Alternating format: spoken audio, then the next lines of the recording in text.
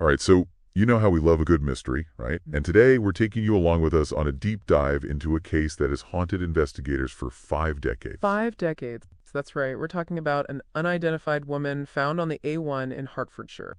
Killed 50 years ago, can you imagine? And still no name. It's incredible. But we're going to try and piece together what we know about her, using news reports and information from Locate International, that organization that specializes in giving these cold cases a fresh look. Absolutely, they do some amazing work. And there's some really intriguing details here right from the start. Like, she was found without any shoes. You'd think, okay, maybe he was walking along the road for a while, right? Exactly. But her feet were clean. Clean feet, no shoes on the A1. Doesn't really add up. So right away you're thinking, what happened in the moments, the hours, the days before? Where was she? Right, where was she?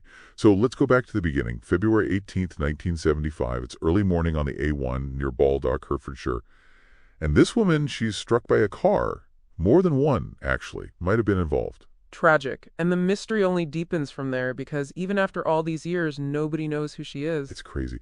But the police have always maintained that this case is never closed. Any piece of information could be the key. And speaking of information, there was a pretty major development back in 2010. A facial reconstruction was released. Oh, I remember that. Yeah, and it led to a couple coming forward. They believe they recognized the woman. They said they knew her as Odile, Odile. a French woman they had hosted back in 1972. Wow. Think about that, suddenly having a connection to a case that had been cold for so long. I know. And their memories of Odile were pretty detailed. They said they met her hitchhiking in London.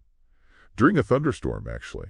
That's quite a way to meet someone. It is. And then she ended up staying with them near Baldock, which, if you remember, is very close to where she was found. Right, near where the incident on the A1 took place. Exactly. She worked making souvenirs, they said, in a place called Henlow, Bedfordshire. Henlow. They even remembered she'd frequented this place called the Stotfold Social Club. So she was getting around, meeting people, building a life here. It seems like it. They also mentioned she had friends down in Cornwall, in Newquay.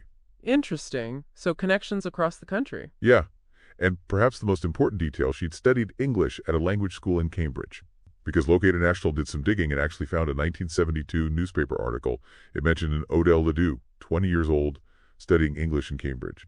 So could this be her? Could this be the link? It's definitely a strong lead, and Locate International is still actively investigating this connection, trying to confirm if it's the same person.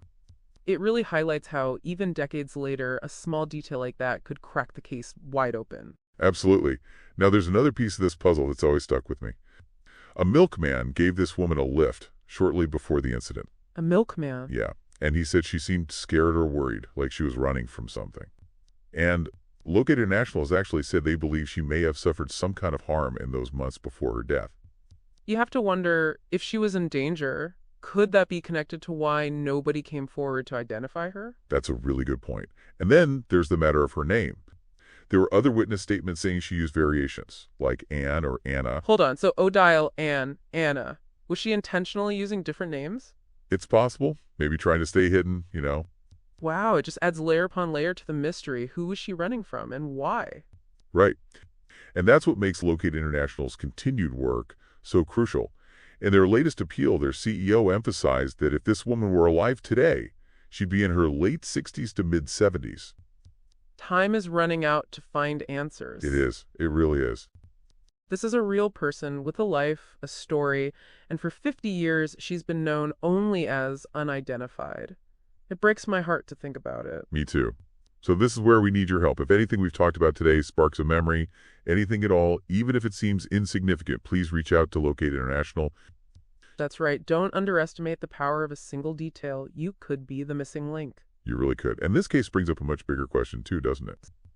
What would you want people to know about you if you're in a similar situation? That's powerful, and it makes you think about how we ensure that everyone's story is remembered, Every life matters. Every life deserves to be acknowledged. It does.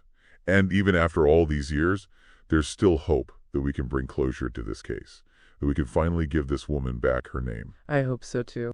Let's hope someone out there has that missing piece of the puzzle.